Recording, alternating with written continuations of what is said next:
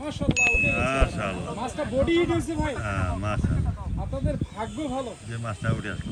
মাছটা আল্লাহর রহমতে উঠলো বডি হিট দেখছেন মাছ খানে না এই কারণে মাছটা এতক্ষণ ধরে ইয়ে করছে সময় নিচ্ছে মাছটা বডি হিট বডিতে কারণে একটু সময় নিচ্ছে। বডির মাঝখানে বডিতে কারণে একটু সময় নিচ্ছে। ভাগ্য ভালো তো ঠিক সাইজ